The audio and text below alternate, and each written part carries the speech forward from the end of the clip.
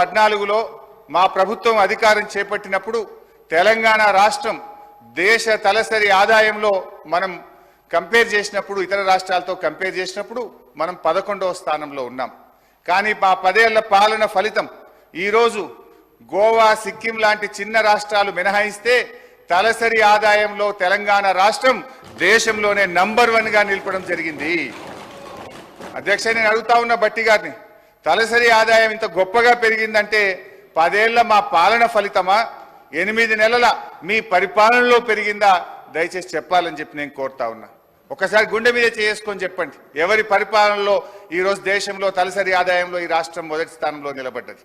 అధ్యక్ష, 4.5 లక్షలు లేని జిఎస్డిపిని 14.5 లక్షల పైకి తీసుకుపోయింది మా బీఆర్ఎస్ పాలననా, మీ 8 నెలల కాంగ్రెస్ పాలననా అని నేను అడుగుతా ఉన్నాను. అధ్యక్ష, 2014లో దేశ జీడిపికి తెలంగాణ కాంట్రిబ్యూషన్ 4.1% అయితే ఈ రోజు అది 5% పెరిగిందంటే ఇది 10 ఏళ్ల మా శ్రమ ఫలితమా, 8 నెలల మీ డ్రామా ఫలితమా అని నేను అడుగుతా ఉన్నాను. అధ్యక్ష, 2013-14లో 1,07,00,000 ఉన్న పంటల ఉత్పత్తిని 4 కోట్ల టన్నులకు తీసుకుపోయింది మా పరిపాలన ఫలితమా, మీ 8 నెలల పాలననా అని నేను అడుగుతా ఉన్నాను. అధ్యక్ష, మేం వ్యవసాయానికి ఏం చెయ్యకుండానే 4 రెట్లు ఎక్కువ పంట పండిందా? తెలంగాణ రాష్ట్రం వచ్చినాడు కరెంటు పరిస్థితి ఏంది? ఆనాడు ఏం పరిస్థితి? అడ్డు అదుపు లేని కరెంటు కోతలు, పారిశ్రామికవేత్తలు ఇందిరా పార్క్ దగ్గర ధర్నాలు, వ్యవసాయానికి అర్ధరాత్రి కరెంట్లు, గృహ అవసరాలకు పట్టపగలు కరెంటు కోతలు. కానీ 6 నెలల్లోనే పరిస్థితి చక్కదిద్ది వ్యవసాయానికి చాలినంత కరెంట్ ఇచ్చాం.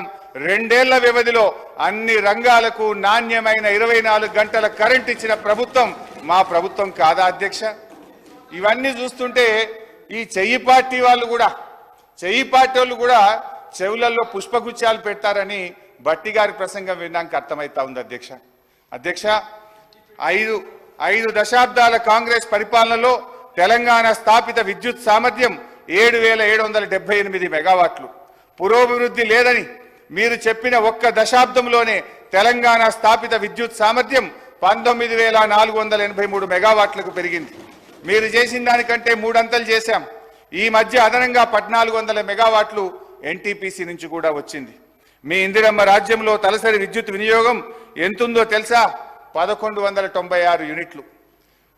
అనుకున్నంత అభివృద్ధి సాధించలేదని గౌరవ ఆర్థిక మంత్రి గారు చెప్పిన బీఆర్ఎస్ పాలనలో తలసరి విద్యుత్ వినియోగం 2,349 యూనిట్లకు పెరిగింది. అధ్యక్ష, ఇదంతా కాదు బట్టన్నా, స్పీకర్ గారు ఇంత పెరిగింది అంత పెరిగిందని సరే లెక్కలు నేను చెప్తా, బుక్కులలో ఉంటుంది.